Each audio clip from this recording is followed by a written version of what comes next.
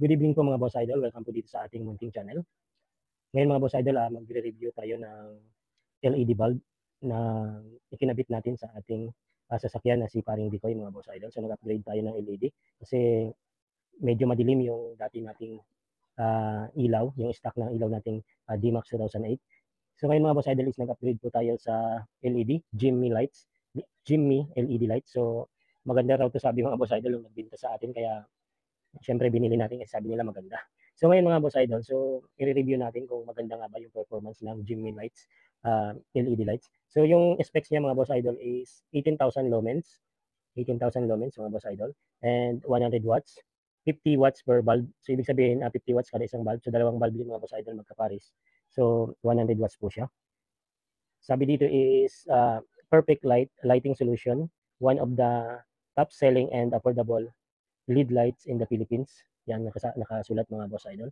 So, sinubukan natin mga boss idol kinabit kasi papakita ko sa inyo yung before and after, yung before na wala pang Jimny LED lights, yung ating sasakyan at yung meron na po nito na Jimny LED lights. So, hindi po ito sponsored mga boss idol na video natin. So, para reviews lang po natin to sa ating kinabit na LED lights sa ating sasakyan. So, sobrang hirap kasi mga boss idol pag madilim yung sasakyan mo at maliliwanag yung mga nakakasalubong nating sasakyan. Lalo pag madalas tayong bumiyahe ng gabi, halos wala na tayong makita. Kaya nag-upgrade po tayo. So, yun mga boss idol, tignan niyo po yung before and after, yung meron itong bulb at yung wala pang bulb. So, yun lang mga boss idol, tignan po natin. So, ito po mga boss idol, yung wala pa pong LED bulbs yung sasakyan natin. Low po yan at may naka-high na din po yan mga boss idol. So, medyo madilim po at maiksi yung nararating ng ilaw natin kahit naka-high na po yung naka-switch na po yung high beam niya. So pagdating po sa mga kurba, so madilim po sa unahan. So medyo nahihirapan po tayo. Tapos pagdating po niyan ito po is sa mga barangay road pa lang po to. So medyo maliwanag pa pong tignan kasi barangay road pa po ito mga boss idol. Pero pag nakarating po tayo sa main line, sa highway, parang wala na po yung ilaw natin. So nawawala po yan. Lalong-lalo na po pag nakakasalubong tayo ng mga mas maliliwanag na mga sasakyan mga boss idol. Sa pag ganito mga boss idol, nasa mga barangay road, mga lalo may mga damo sa gilid ng daan, may mga kahoy. So maliwanag siya tignan mga boss idol. Pero yun nga lang mga boss idol is malapit lang yung bato ng ilaw, yung naabot ng ilaw niya kahit naka-high beam na po yan mga boss idol. Naka-switch na po yung high niya. So medyo madilim talaga siya mga boss idol at medyo mapula. So yan, pag sinitch mo yung high beam niya mga boss idol, medyo lumiliwanag siya. Kaso pag nakarating na tayo ng mga boss idol sa main line, ah, madilim yan lalo pag madami po tayong kasalubong para wala na po tayong ilaw.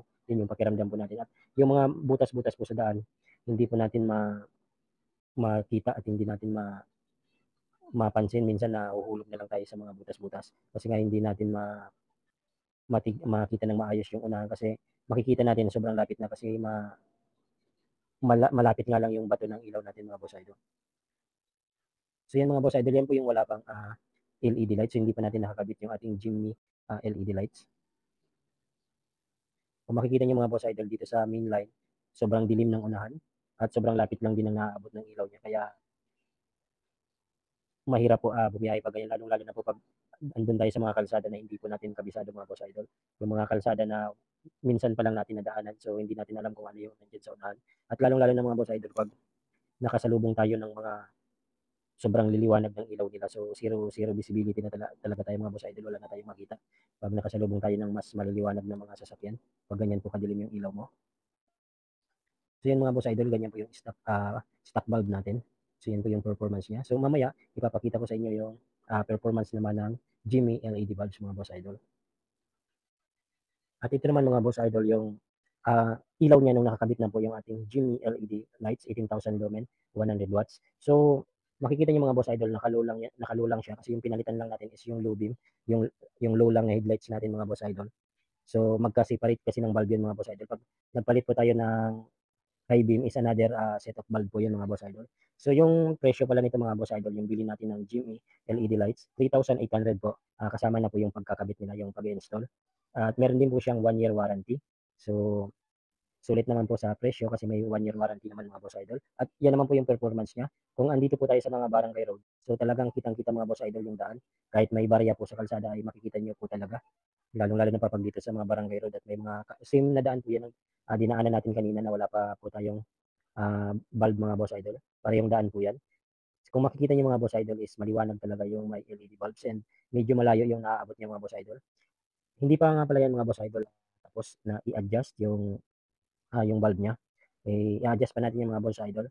Papalayo-layuin pa natin yung bato ng liwanag and isisentro natin ng konti dito sa may papuntang kaliwa. Kasi kung mapapansin niyo mga boss idol, medyo pasok pa yung liwanag niya sa bandang kanan. Dito sa kanan is sobrang liwanag niya talaga. So halos dun sa kanan lahat napupunta yung liwanag niya mga boss idol.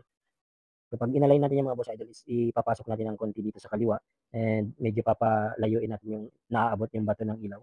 So para sa akin mga boss idol, sa 18,000 lumens na bulb ng Jimmy LED lights, okay naman po mga boss idol, ayos naman para sa akin. So medyo nag times 2 po para sa akin yung liwanag ng stock bulb natin. So mas maganda siguro 'to mga boss idol, mas magpe-perform 'to ng maayos 'pag napalitan din po natin yung high beam, yung high beam bulb natin, yung mapalitan pa natin ng isang set pa ng bulb. Kasi once na sinwitch mo yung high niya, talagang makikita mo talaga yung liwanag mga boss idol. At yung fog lights, mapalitan pa natin ng Jimmy LED lights pa mga boss idol. So talagang napakaliwanag mga boss idol. Kaso another set of 3,800 po yun 'pag pinalitan pa natin lahat mga boss idol. Pero para sa akin naman mga boss idol, sulit naman kasi for safety naman, para naman sa safety ng pagbibiyahe natin. Ah, maganda talaga at mapapakinabangan mo talaga na maliwanag yung ilaw mo kasi para po sa safety natin 'pag nagbibiyahe tayo. So kung mapapansin niyo mga boss idol, yung tulay na dinaanan natin kanina na sobrang dilim, sobrang liwanag na po nung naka-LED bulbs na po tayo. So yun lang mga boss idol, para sa akin okay po yung Jimmy LED lights, sulit naman po sa presyo. So yun lang mga boss idol, ingat po tayo lahat palagi.